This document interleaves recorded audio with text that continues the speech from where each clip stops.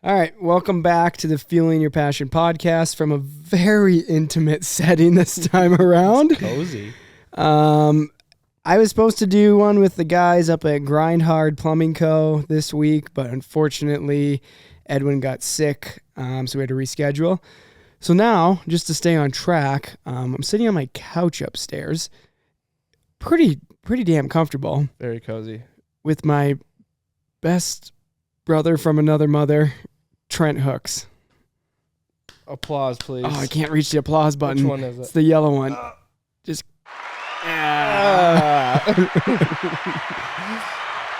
Oh, Does it stop? There we All go. Okay. so before we even dive into a little backstory, Trent has, you guys have probably seen him show up at a bunch of different webisodes and his name and credits of stuff. It's pretty crazy if you don't understand the backstory. I actually think there's a lot of people that just wonder where the hell you came from. Oh, I'm sure people are pretty confused when you guys mention my name randomly in stories all the time. And Yeah. if you're not the 1.5% of people that know who I am, you're probably really confused. Yeah, there's a lot of references of Trent. If you're the guy doing this, Trent. I think we could just dive right in and answer all the questions. I think the first one is, where the hell are you from and who are you? Yeah, it's a great question. People are probably wondering. So, grew up in Michigan my whole life, still live there. Sorry. Yeah, it's very flat. I always say I can watch my dog run away for 3 days. Not wrong. It's a nice kick out of that. I've recycled that joke a lot. Yeah, it's pretty flat. We grew up right in the UP. That's where me and David first met, and started riding up there. Rode up there with sleds, rode up there with dirt bikes, and then he moved out west, and I started tagging along. You followed but didn't follow. He taught me how to run a camera a little bit, kind of, and taught me how to ride a sled a little bit, kind of, and now I'm half-assed at both and a little bit dangerous in the middle.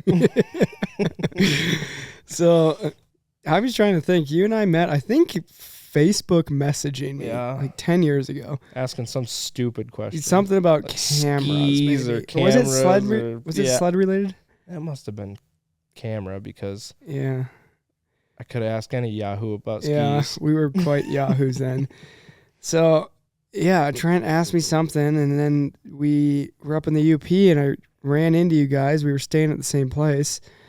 And basically, it was your brother and your dad and you, and we just got loaded in the hot tub after a case of beer and all became best friends. Yeah, there was a pretty big group of us. Yeah. You had a group of people you knew there. It was Parkview, right? Parkview Lodge in the UP. Oh, deep cut for you UP people out there. Yeah. But no, it's cool. So like for everybody that's wondering, is the funny thing is Trent and I have never lived within 500 miles of each other. Not without a big lake in between us anyway. Yeah, and just because of the common bond of snowmobiling, like I was in your wedding. Like I never which is wild to think. Just from this one sport, we've built a friendship and stayed friends to the point of where something as personal as a wedding, I end up being involved with. Yeah, I see you more than people around home that live 10 miles away from me. Right. But we just get busy at home. I gotta, fly across the country to do stuff and want to take time off. But yeah. So basically the moral of it is if you have a really, really good friend, move across the country from each other. Yeah. And they ride snowmobiles, just don't lose that friend because then they fly out and there's sleds here waiting for you and you're good to go. Yeah. Pretty nice gig. Yeah, not bad, but cleans my clutches for me. Sometimes. Yeah. But Trent, you are kind of the heartbeat of America, I'll put it, as far as your line of work goes. Your Comedy? day job. No. Oh. Oh, okay. No. Oh, the other job. Farming. Farming. Yeah. Yep. I love the stats. I love the details. Every single time you start the conversation up somewhere when we're on the road, I'm like, tell them how many head of cattle you have. I love the details, but it's a hell of a multi-generation family deal you got going. Oh, yeah. Yep. The farm started like officially on paper in 1911. And I don't remember how many great grandpas it is back, but it's quite a few. It's grown a lot and still doing it. And give me the stats. What kind of stats? The cow stats. It's dairy farm. Yeah, we're milking cows, milking about 1,600, and then got young stock, and I know I could get really in deep about it. Dave. I want to hear it. I don't want to get super in deep about it, but yeah, another 1,600 young stock, a couple hundred dry cows. So there's a few thousand cows. I know those numbers seem mind blowing to you, but to me they're just another farm. There's some that are a lot bigger than us. Just before we did this podcast, I was playing Farm Simulator. If anybody is horrible at it, anybody is familiar with it on PlayStation, trying to keep alive 20 cows was. He gave up because he couldn't figure out how to get them water. I'm basically a farmer now. Yeah. If it was that easy, just give up if something gets hard. Is that my my application I'd to like work to see you try to run a skid steer. I can do skid steers. Yeah, I did at the golf course growing up, doing all the maintenance controls stuff. On all of ours though. Everyone's different. Oh yeah. The other day, quick story, side story, hauled skid steer up to get work done. It was really cold that day, and the controls froze on it. I went to unload it, and it stuck, and I almost skidded the steer right off the trailer. Oh jeez. Yeah. It just started spinning on you. Yeah. I thoroughly enjoy the Snapchats you send me of just absolute controlled chaos and carnage at the farm. What's if you're allowed to talk about it. No, I don't know. What's worst incident, not year to date, since we're only a month into the year, but in the last 12 months? Well, the train incident. Oh yeah, that one happened. Yeah. Had a tractor get hit by a train. Yeah, that's right. That was pretty nasty. Yeah. That tractor's, if anyone wants to buy a slightly damaged tractor with no front end on it or any windows or anything like that. Did it rip the motor out of it? No, the motor's still attached. It cracked the frame, and it's bad. It's junkyard. Like, we took the tires off and everything. The tires are the best part left on it, so we took those off. Another day in life. Yeah. I'm sorry when I Snapchat you back stuff of the mountains. There's been lots of other little crazy incidents. I Snapchat you those all the time. People running into stuff in the driveway, and just when you have employees, you always run into. My favorite is when the calves get loose, and you'll send me like the security camera, and you'll just see a little cow run by, and you'll see like 3 people chasing after it. Yeah, chasing it the wrong way. They don't even know what they're doing. They're just chasing it away. Oh, speaking of not knowing what you're doing, Trent. Snowmobiling. Cameras. No, you got them all figured out a little bit, but Ty and I kind of talked about this, of like the learning curve of snowmobiling being pretty steep if you didn't grow up doing it, and you're just trying to get into mountain riding. But your learning curve is steep in the sense that you're like a damn good rider, but it doesn't seem like it. No, because of the people that I surround myself with. That's what I'm getting at. Yeah, the people that you're riding with and the frequency that you're riding is pretty incredible for a dairy farmer from Michigan. Mm-hmm. Trial by fire, we always say. Yeah. I'm just trying to think over the years of like the highlights of. This is where all the jokes come from of Trent. Like, you got that one guy in the group, Trent, and we just give you a hard time, but. We've been into like some of the nastiest shitholes ever. And 24 hours prior to that, you were literally in a shithole on a farm. Like, no warm up, no nothing. Yeah. You personally get more days every year than I've had my entire life in the mountains. Yeah. So that's just comes down to seat time. But you get around really well. I think I just love how no matter what, you're just diving straight head first in. Like tomorrow, we're going to Revelstoke. Mm-hmm. Yeah, one night here, but then it's just straight into the car. Like, no time to climatize. Turcotte. Like, we're going off Brett Turcotte next week. Straight into it. Yeah, well, I'm a lot more comfortable than I used to be. Yeah. When we used to, second year of doing this, and we would go up to Turcotte's house and right into the shit. You remember that time we were up there and when he had an Art Cat deal? And Cat just left all those sleds there. Brand new sleds that no one's supposed to see. Like 12 of them. Behind his shed. And every day we just took a different one out. Then we did the Turkey Reinhardt skit, and he blew that sled up, and we towed it home with paracord because that's all we had. Behind one of those mountain cats. Turboed mountain cats. The four-stroke, yeah. And Brett wanted to tow it. Sorry, Turkey. Yeah. Turkey Reinhardt wanted to tow it back. And so I had to drive this blown up, what was it, like a Thundercat? No. Powder Special? I don't remember now. I got photos of it on my old phone. It was... I think it's just a mountain cat. Yeah. Green mountain cat. Yeah. And the last thing he told me, he never looked back at me either. He goes, if it gets sketchy, just bail. Because it doesn't have brakes. Yeah, it didn't have any brakes. It had brakes, but the brake lever was set up, and we never fixed it. No, brake lever broke off, I think. I think it was because it's set up, and he was trying to...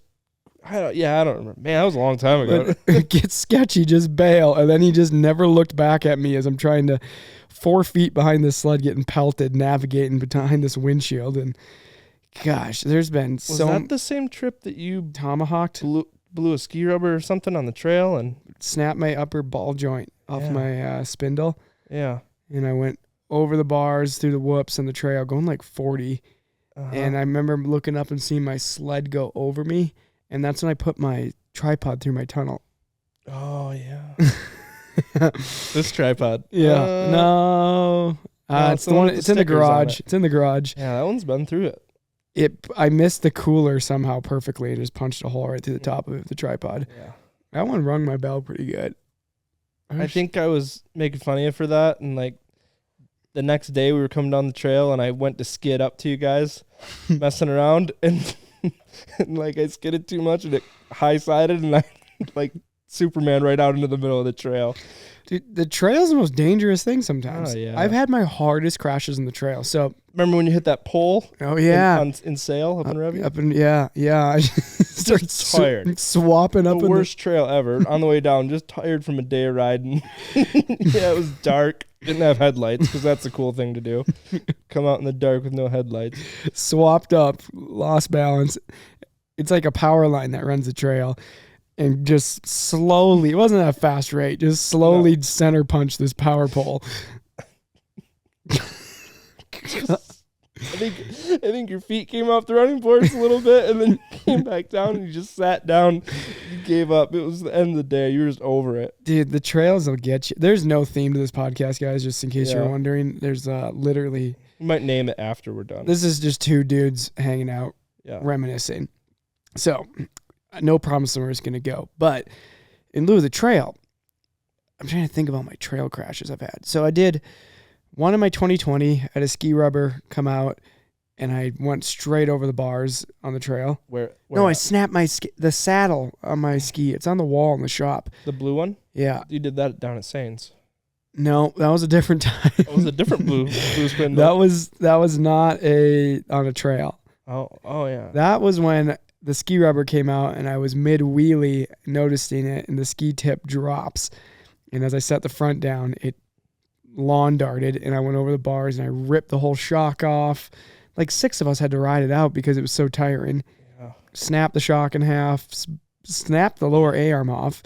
But yeah, then this Burke one locally here, the ski bolt, like I must have hit a tree really hard earlier in the day, ripped out of the saddle, like ripped up where the ski slides through the ski, and the ski came like off halfway, went over the bars there on the trail again. And then I'm doing my level 1 Abbey clinic on snow like 2 or 3 years ago, and the whole day is just like super rad, just digging test pits, doing beacon recovery and probe techniques, all this stuff. And you're not riding, you're riding maybe 100 feet to move to a new snow patch. End of the day, it's like, all right guys, class is dismissed, back to the trucks. And I cut off the side of the trail, groom trail, to cool my sled off. I had that twin pipes short tunnel at the time. And I like wheelie back onto the trail. As I set my skis down, the bars just yank right. And I get high-sided over the bars and roll like 4 times, sled rolls twice in front of this group of like 12 of us. Look like a total idiot. Oh, yeah. So I'm like trying to figure out what the hell happened. So I walk back down the trail where it happened, and it looks like, when a groomer's dragging the skid, dragging the rear groomer, the grooming part, right? The groomer, they call it. Yeah, yeah. It looks like somebody was coming up the trail and he turned to move over for them, and he cut like this 5-inch deep perfect wall where the back of the groomer drug over, and my ski landed in it perfectly and rode it like you're running a barrier on a wall. It literally just grabbed it. It was deep enough, landed right in it, yanked my bars on me and turned me. Could not have timed that worse. Anyone ever tell you should do rimshaw? Yeah, right. Don't. Oh yeah, but man, the trail has bit me a lot. Yeah. Remember my whole debacle with the whole right side of my sled blowing off? What? Steamboat Springs in 2000. Oh yeah, a long time ago. Yeah, 2014-ish. One of our first years going out west. Almost 10 years ago. Yeah. Yeah. It must have been. I had the 16 spindles on my cat. The new updated spindles. I think those came out in 16. So it was early. It was early 2015. It was before New Year's. Yep. It was New Year's. We were there for New Year's.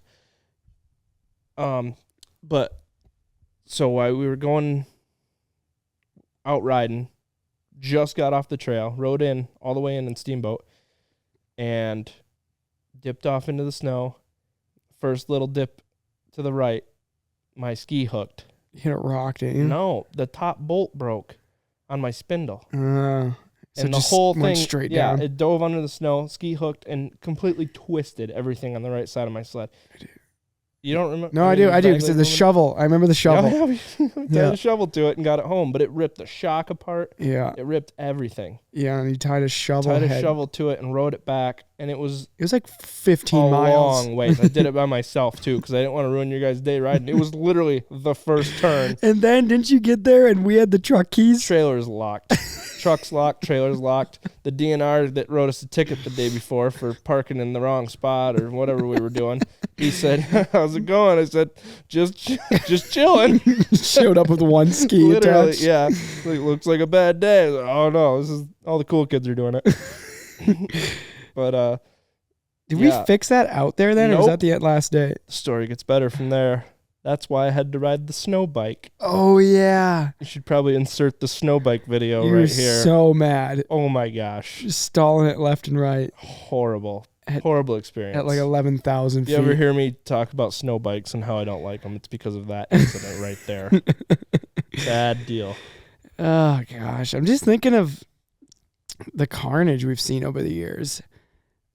What are these tow missions?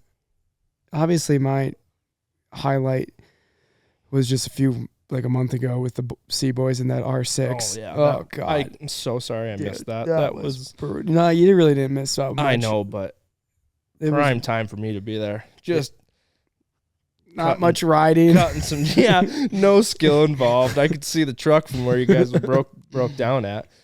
No, I could have spit some jokes like the whole time you guys were working really hard. It was bad. Held the camera. What else have we towed out over the years? Did we tow something back in Sweden once? I mean, we were just hitting landmines left and right. I can't believe we didn't. That was crazy. Yeah. I'm surprised that Bearcat made it out. Oh, yeah. One that was smoking like crazy. Yeah. So many good videos. Some guys with full face helmet or open face helmets.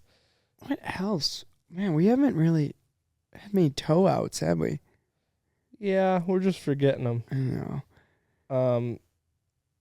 We almost had to tow Simmons' sled out that one time. He broke the tie rod, but he got it to catch. Oh, yeah. Yeah, it was just a little bit shorter. Yeah. Up in Turtle. Yeah, a lot of late nights out, coming out dark. I finally have a headlamp for the first time. Yeah. It took me years, don't know why. Just liked riding. I got a makeshift one. Like your phone and some tape? Yeah. No, I got a flashlight and a zip tie. Oh, really? Yeah. Huh. Wow. This time. You've been holding out on No, us. I didn't have it the last time. Yeah, okay.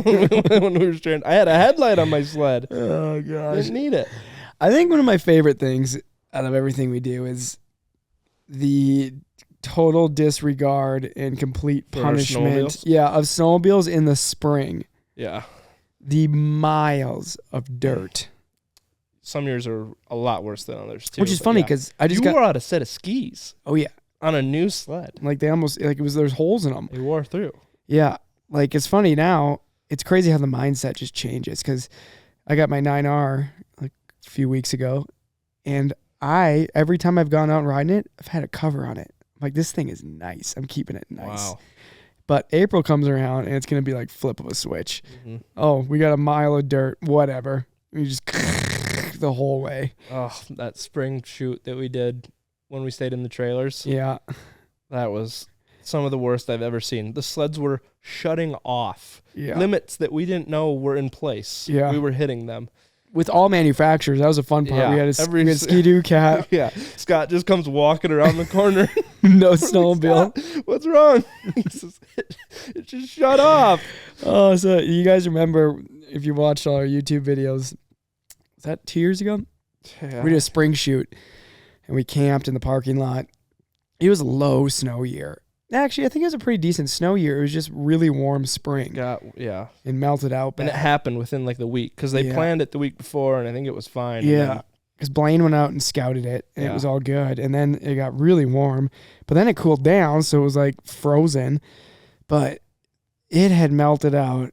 Oh, God. It was probably a good mile. It was a long ways. Good mile and a half. And it wasn't anywhere that was convenient to unload, because half the guys had trailers and no sled decks. Well, and then there was like patches of snow you couldn't get through with the trucks. Yeah. And then more dirt. Yeah. And like the patches wasn't very long, not enough to cool your sled down or anything, just enough to stop the truck.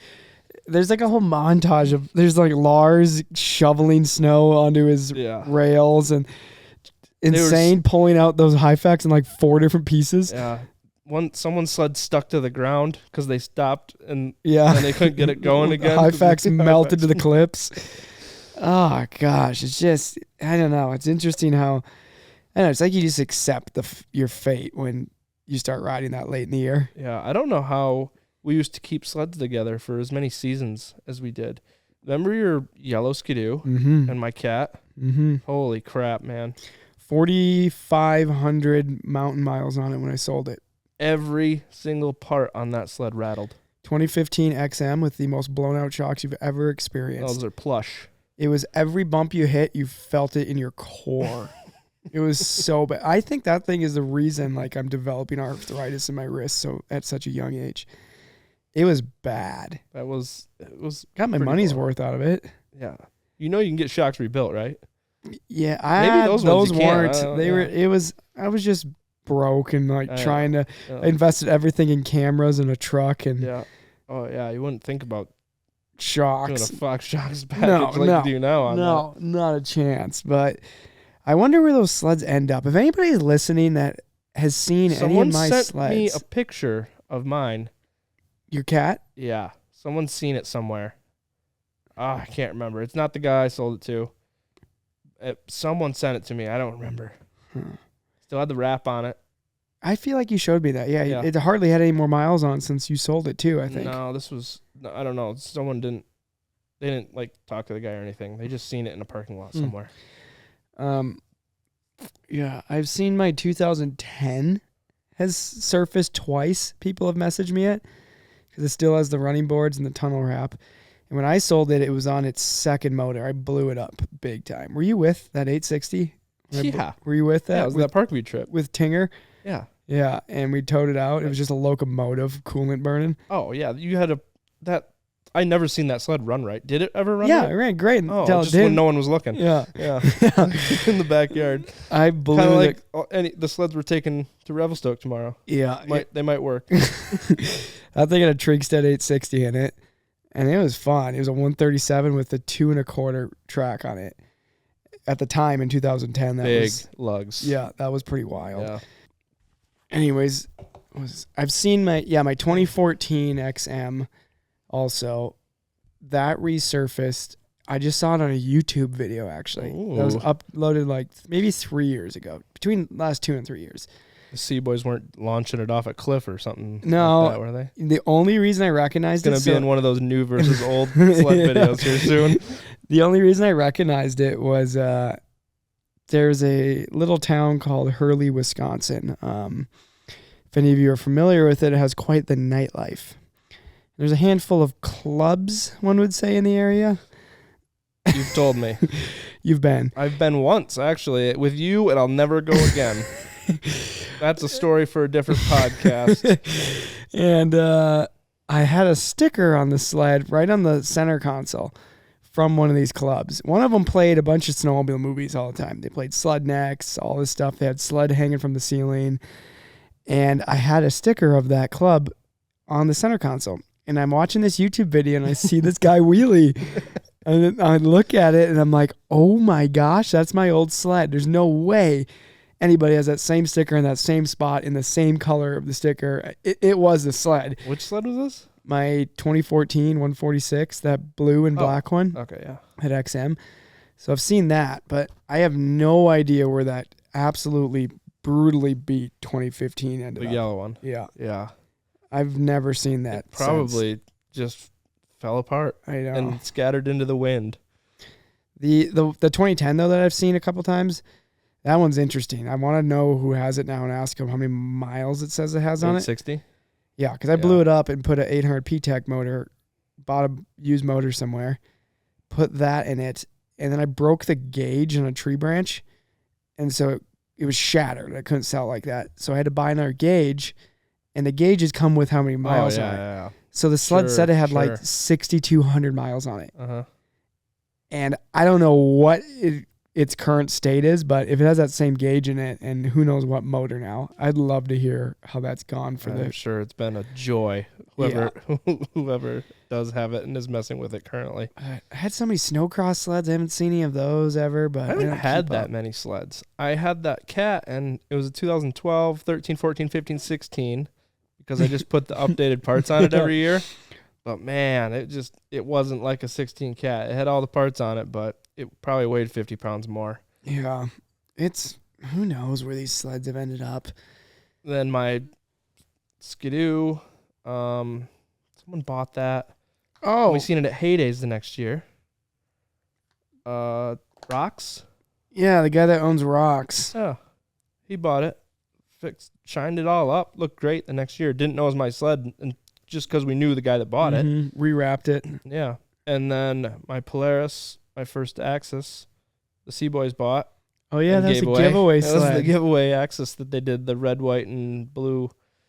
That was an 819, 850, wasn't it? Yeah, with the turbo. Yeah. Silver. I thought it was a runner. It was a good runner. Yeah. That was my first turbo. Yeah. That was a fun sled. Do you ever look back on that and wish you still had certain sleds? I wish we had those. No.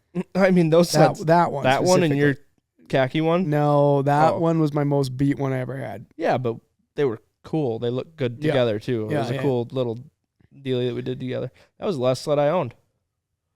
Yeah. I don't even own a sled. And you just leech off of me. I know. It's great. It's amazing. Fly in, get in the truck, go ride, go home. Tell people I'm going snowmobiling. Like, oh, what kind of sled do you have? I was like, I don't. I don't know this I'll trip. I'll tell you when I get there. Yeah. Yeah, we've had to do some scrounging here and there. Like Trent's thing is he needs a 165 turbo because it's his crutch. It's like my handicap in golf. Yeah. I don't know how golf works, but I assume there's handicaps for it. When was the last time you were on something that was not that? Huh? What? When were you not on a 165 turbo last, and how did it go? A month ago in Revelstoke. Wasn't that a 65 still? Oh, yeah, but it wasn't a turbo. Yeah. Yeah, 155? When were you on a 155? I don't know, probably at Sains. Yeah. I don't know. Remember the year you got stuck on the 800 at Sains? Oh, my gosh. There was something wrong with that. That wasn't just an 800. There was... detuned. He had one of the cylinders unplugged or something. There was something wrong with that. Once you're used to... That was when I was used to my turbo. Yeah. And I got on turbo that. at 50. Like, this is... Went back to it. Not ideal. 800. Yeah. What happened to your sled that time? Why were you riding that? That was... Oh, wait, no. That was when we installed the turbo. And we installed it wrong or something. No. No, the wheel was locked up. Oh, the compressor wouldn't spin. Was locked up. Yeah. Yeah. It was weird. So you rode that 800 for the day. And then we figured it out the next day. Yeah. Sorry, we're so off topic. This is I'm just trying to think for the folks at home. I'm thinking for you listeners of the videos that you've all watched and some behind the scenes elements from it. volume. Let's do a deep throwback. You know, it was a great day on snow. Squamish, June 29th. Yes. With you, me, Ross, and McNulty. Volume amazing. 14? Great 13. time. Volume 13. One of the funnest filming days. Yeah.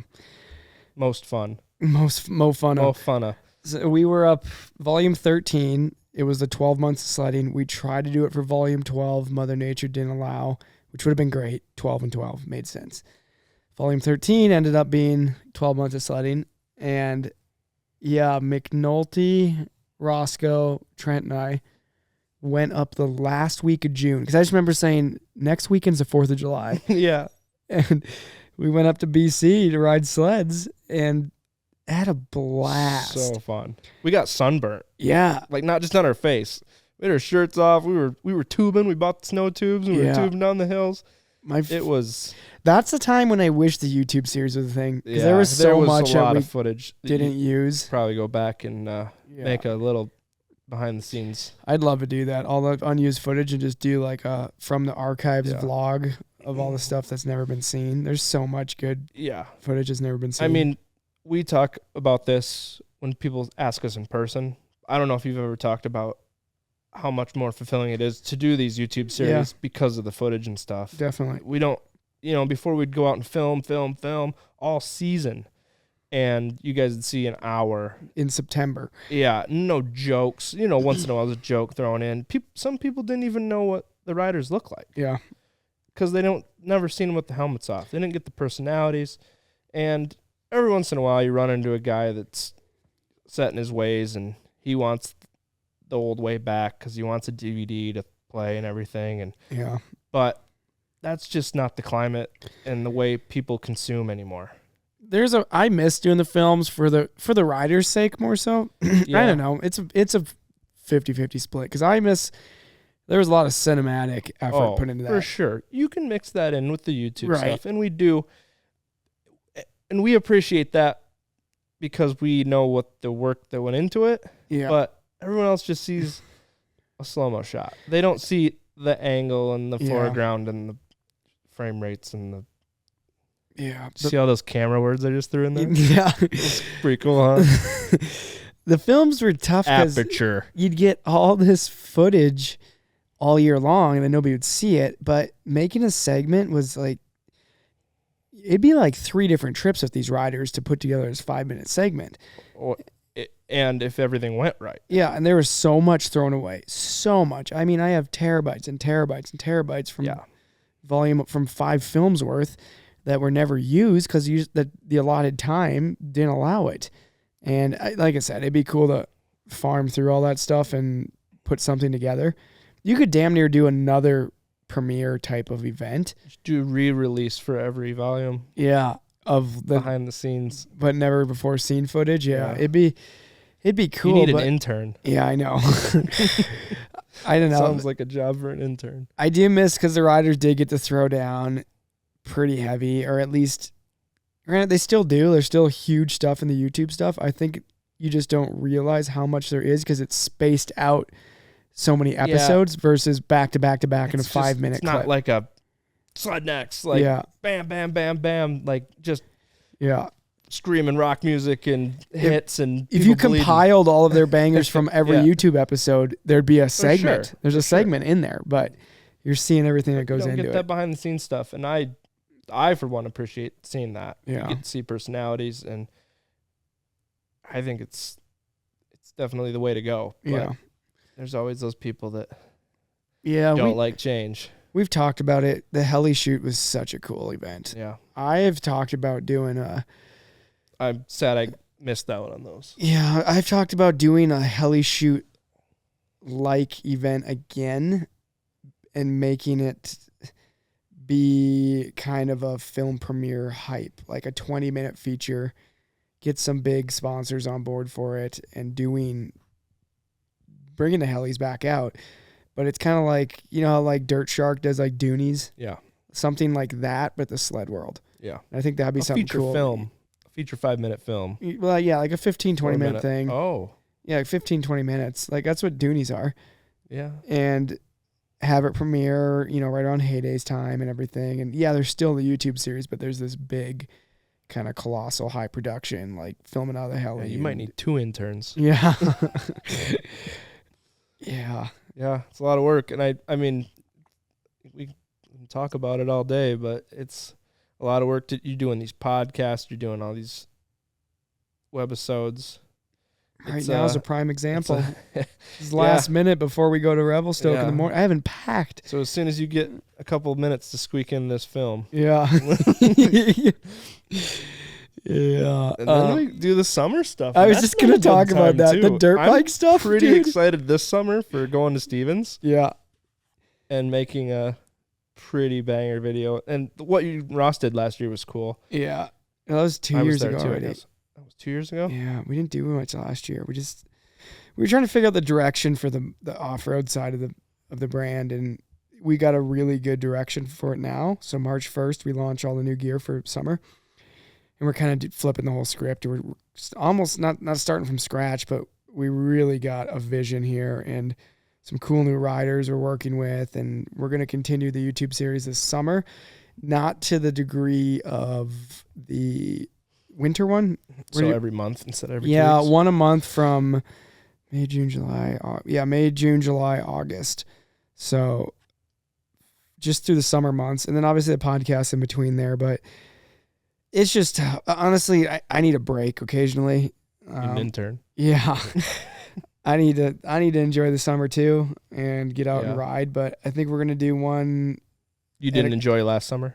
I did. Oh, okay. I did. Well, I did. You always look like you're enjoying it to me. I really did, because we didn't shoot anything last summer, which I feel bad for the viewers. Sitting in a tractor going back and forth watching your Instagram stories. Looks like you're enjoying yourself pretty damn well. Did you come out to Gold Creek last year? No, I don't think you weren't so. on that one when we conquered Pack Saddle. No. Nope. Yeah, you wouldn't forget that. It would have hurt. Yeah. I would remember that. But no, did I come out on a whole ride? No, I don't. I think I had plans to. Yeah, we definitely this year should You need to come out and just ride to ride, like not for work. I want to go down south. I want to go to Tennessee Knockout Challenge. Yeah.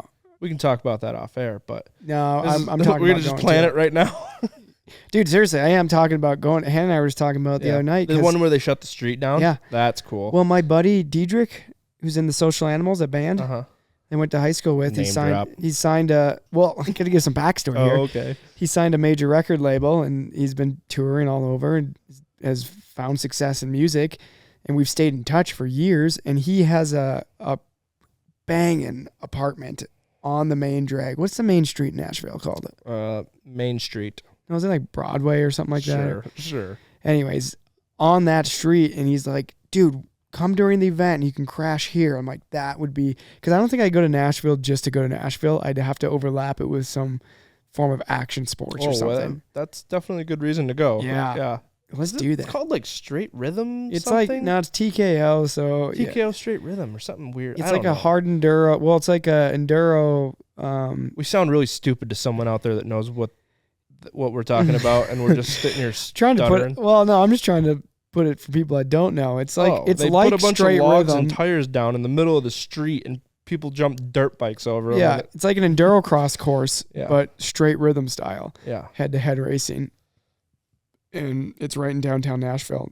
You can sit on the 2-story bars and listen Yeah. to someone sing Alan Jackson and watch some dirt bikes go by. Maybe you can listen to Alan Jackson sing Alan Jackson. Yeah. Right down on the Chattahoochee. No, that'd be so fun, dude. I want to go because we signed Spencer Wilton on the 509 off-road side and the moto stuff, and he's all fired up. And I don't know if he ran that last year. He ran the actual race. He was there, I think. Like he ran the hard enduro race, but I didn't think he ran the the Straight Rhythm. Yeah, but that's just another reason to go check it out, support our team. Yeah, for sure. Okay, I'll be there. But no, I was thinking about like riding down in that area. Yeah, there's some pretty cool riding. My brother went down with Razor or side by sides, and they did a cool little trip down there, Hatfield and McCoy trails. Is there much for single track, or is it all 2-track side by side stuff? I think a lot of that, yeah. But I don't know. They probably weren't looking for it. Yeah. Who knows? I noticed Hannah and I were just Someone knows. watching. What were we watching? I don't know. Some show. And they were driving through New York, and the mountains looked awesome in upstate New York. Desperate Housewives? Right now. But there's like One of not your other much. favorite shows. There's like not much public land. I'm like, these places would be pretty epic single track, hard enduro areas, but like we're so fortunate in the West, the amount of Yeah. public land we have in BLM land, like it's just fair game, and there's such a good trail system. It's a shame that people don't have that. Yeah. We got a good trail system. We just don't have any elevation changes. Yeah. So you don't really have a good trail system. It's a good system. It is a trail system. It is a system of trails. Yeah, Yes. okay. Yes. Uh, You cover a lot more ground. Yeah. We found some good, fun stuff. We're talking about doing an ass kicker that I don't know if you'd want to. I don't think you'd want to do No, it. that's fine. Yeah. I don't have to. He talked me out of it. There's this series called Rideho. I like the name. Yeah, in Idaho here, and they do I would have never guessed it was in Idaho. different. They call them the grit challenges or grit trails. There's 3 of them. There's one in North Idaho, Central, and Southern, and it's a big loop you take, and you have a time frame you have to finish it in, and then there's different tiers you can do, basically gold, silver, bronze, on how to officially get like a certification of completion.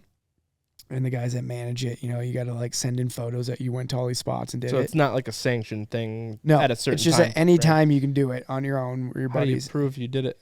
A lot of photo stuff. Oh. And I think maybe like GPS. Yeah, And I haven't read all the geotagging or whatever. details, but the one we're looking at doing is in Central. It's 5 days, 550 miles of single track. Pretty technical at like 9,000 feet. And then there's one in North Idaho. It is a figure 8 loop. And you start in Wallace, just out here where we ride sleds all the time. And you loop down to like Loxaw Lodge. And then you come back up through Wallace and you figure 8 up through Gold Creek. And on the north end, or like towards the north end of like Lake Pend Oreille, and back down. That one's like 840 miles in 7 days, I think. But we're talking about making that one of the videos, and Yeah. just like the Just survival, one? and they could be like a That's some real type 2 fun, David. yeah. That's I think what That the might story be be. type 3 fun. You give the whole crew, everybody has 2 GoPros, then you just bring a Okay. mini drone Yeah. and just let Oh, the it's like- story unfold. You don't wait for people? Oh, you do. I'm just Oh, I you was do like a gonna group say, of I- 4, and you end up in these Yeah. little towns, and you end up with these places they recommend to stay, and you might get a shower in one day, and Hopefully they have a hot tub. just backpacking your way Yeah. through the mountains on bikes. That's You in? you're talking me out of it. I don't know. Yeah. Sounds fun. Sounds It like a does. blast. But you gotta like legitimately train. For It that also one. sounds like Because there's an like ass some kicker. 120-mile days. sounds like day 5 would not be fun. no, but I that's mean, for the storyline. Day 4 wouldn't be fun. Day 5, your adrenaline might be going to finish. Yeah, But man, I think you don't think about the storyline. It just happens in the survival aspect of it. I'm more about those days like down in Afton when we woke up in the morning, had parked next to the reservoir, me, you, and Ross. Yeah. Ross was sleeping outside like an idiot. We had a perfectly good camper. And it was too hot, so we just waited it out. Went to lunch. And we thought we'd go golfing with Jay. It was like 98 degrees. Yeah. And then we finally got riding like 5 6 o'clock. Yeah, but that was light till 9:30. Remember those kids we passed? Oh yeah. If there's any kids here that are listening that are from Star Valley Ranch area in Wyoming, you can ride out of like Strawberry Creek area on moto. Oh my gosh. Buy a helmet, first of all. Yeah, no helmet, no gear on a 450 race bike riding really technical trails. Just bahawing through them. Yeah. I triple taked at that. I kept looking back. Like, did you see that? Yeah.